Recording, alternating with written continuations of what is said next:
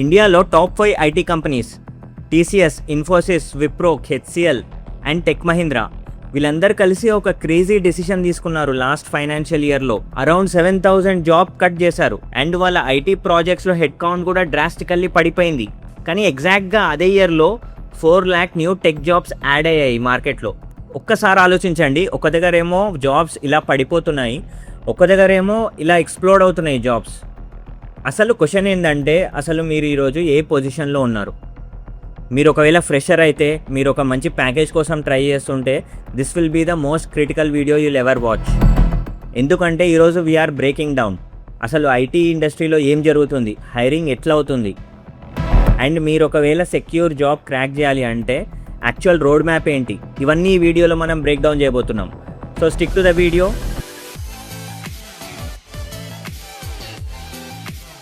చాలా ఇయర్స్ నుంచి మన ఇండియన్ ఐటీ ఇండస్ట్రీ ఒక సింపుల్ మోడల్ పైన వర్క్ అయ్యేది. ఒక ఫారిన్ క్లయింట్ వస్తాడు, ఐ నీడ్ 50 డెవలపర్స్ అంటాడు. మన వాళ్ళు 50 మెంబర్స్ని హైర్ చేసుకుంటారు and the billing was per hour and headcount ఎంత ఎక్కువ ఉంటే అంత బిల్లింగ్ అవుతుంది. సో క్లయింట్ ఏమంటున్నాడంటే, నాకు ఇప్పుడు 50 డెవలపర్స్ వద్దు, నాకు ఈ పర్టికులర్ అవుట్కమ్ డెలివర్ కావాలి. ఫర్ ఎగ్జాంపుల్, నా దగ్గర ఒక ఆటోమేషన్ వర్క్ ఫ్లో ఉంది, ఒక సిస్టమ్ ప్రాసెస్ ఉంది, ఆ రిజల్ట్ నాకు కావాలి. You either hire 2 people or 200 people. I don't care, but I just need the result.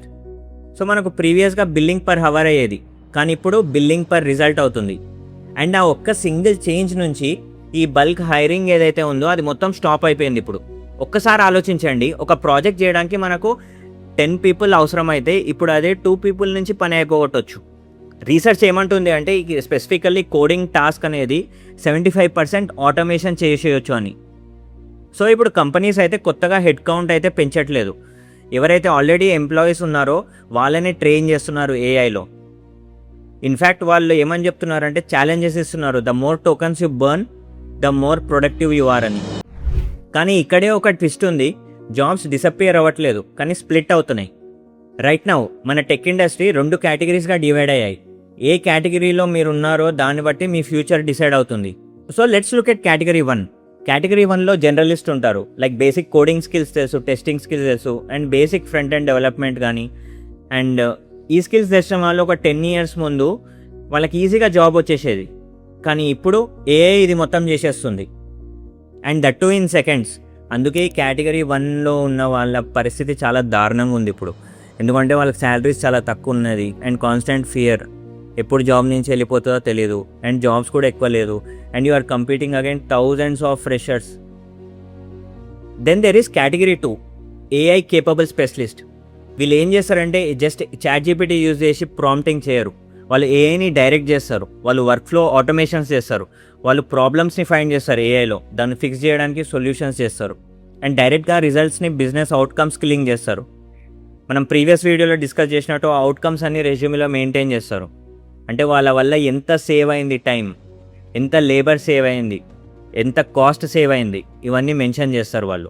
Data ఏం చెప్తుంది అంటే, ఇలాంటి కేటగిరీ 2లో ఉన్న వాళ్ళకి 30 to 60% ఎక్కువ పే చేయడానికి రెడీగా ఉన్నాయి కంపెనీస్. సో ఈ పాయింటే నేను లాస్ట్ వీడియోలో మాట్లాడాను, రెజ్యూమే వీడియోలో. మీరు ఒకవేళ అది మిస్ అయితే మాత్రం డెఫినెట్గా ఆ వీడియో చూడండి. రెజ్యూమేలో మనం అవుట్కమ్స్ని మెన్షన్ చేయడం ఎంత ఇంపార్టెంటో ఆ వీడియోలో నేను చెప్పాను. సో నేను ముందు చెప్పినట్టు 4 lakh జాబ్స్ క్రియేట్ అయ్యాయని చెప్పాను. అసలు ఇవన్నీ ఎక్కడున్నాయి? మీకు ఈ జాబ్స్ అనేవి రెగ్యులర్గా మీకు ట్రెడిషనల్ హైరింగ్లో మీకు కనిపించవు. లైక్ మీరు క్యాంపస్ ప్లేస్మెంట్స్లో కానీ, లేకపోతే నార్మల్ బయట కామన్గా జాబ్ పోర్టల్స్లో అయితే ఇవి ఉండవు. సో ఇవి జీసీసీ అనే దానిలో దాక్కున్నాయి. జీసీసీ అంటే ఏంది? Global compatibility centres. సో మీకు టాప్ కంపెనీస్ లైక్ గూగుల్ కానీ, మైక్రోసాఫ్ట్ కానీ అండ్ ఒరాకిల్ కానీ, సో ఇలాంటి కంపెనీస్ అని జీసీసీ ఫామ్ చేశాయి. GCC acts like there core engineering team and దీనిలో శాలరీస్ ట్రెడిషనల్ ఐటీ కంపెనీస్ కంటే బెటర్గా ఉంటాయి. కానీ వీళ్ళు కాలేజ్ నేమ్ కానీ, లేకపోతే పర్సంటేజ్ ఆఫ్ మార్క్స్ కానీ ఇవన్నీ చూడరు, బట్ బేసికలీ ఏం ప్రాబ్లమ్స్ మీరు సాల్వ్ చేయగలుగుతారు. లైక్ ఫర్ ఎగ్జాంపుల్, మీరు ఏం అవుట్కమ్స్ ఇచ్చారు ఒక బిజినెస్కి, ఇవి మాత్రమే వాళ్ళు చూస్తారు. మీరు ఈ వీడియో అయిపోయినాక ఒకసారి సెర్చ్ చేయండి జీసీసీ జాబ్స్ అని చెప్పేసి, మీకు క్లియర్గా మీకు రిజల్ట్స్ కనిపిస్తాయి. అక్కడ ఒకసారి రిక్వైర్మెంట్స్ అవన్నీ చదవండి, దాన్ని బట్టి మీరు ప్రిపేర్ అవ్వడం స్టార్ట్ చేయండి ఆ ఇంటర్వ్యూస్కి. మీరు ఒకవేళ స్టక్ అయిపోయింటే ఏం నేర్చుకోవాలి ఏఐలో అని చెప్తే, ఈ డెఫినెట్లీ మీరు జాబ్ డిస్క్రిప్షన్స్ ఏదైతే ఉంటుందో అది చాలా హెల్ప్ అవుతుంది జీసీసీలో. సో అవి చదివి అవి రీసెర్చ్ చేసి దాని ప్రకారంగా మీరు ఏఐలో ప్రిపేర్ కండి. In fact tech industry like Infosys కూడా కోర్ ఇంజనీరింగ్ టీమ్ని ఫామ్ చేసింది అండ్ 21 lakh ప్యాకేజ్ ఇస్తుంది ఫ్రెషర్కి. And because they are building the core engineering team. And Wipro కూడా టాప్ కోడర్ అనే ప్లాట్ఫామ్లో which has over 1 million people participating in it. దానిలో మీరు డైరెక్ట్గా లాగిన్ అయిపోయి మీరు ఈ పెద్ద పెద్ద ఇంజనీరింగ్ ప్రాజెక్ట్స్ అయితే ఉంటుందో దానిలో మీరు పార్టిసిపేట్ అయిపోవచ్చు. అండ్ ఆ రిజల్ట్ సాల్వ్ చేయగలిగితే అది మీరు రెజ్యూమేలో కూడా మెన్షన్ చేయొచ్చు. అండ్ దాన్నే మనం ఏమంటామంటే అవుట్కమ్ బేస్డ్ హైరింగ్ అని చెప్తాం. ఏం తెలుసు మీరు ఆ ఇంజనీరింగ్ ప్రాజెక్ట్, ఆ ఇంజనీరింగ్ పెద్ద ఇంజనీరింగ్ ప్రాజెక్ట్లో మీరు ఒక ప్రాబ్లమ్ సాల్వ్ చేసింది డైరెక్ట్ విప్రోని ఇంప్రెస్ చేసి వాళ్ళ కోర్ ఇంజనీరింగ్ టీంలో మిమ్మల్ని పెట్టొచ్చు.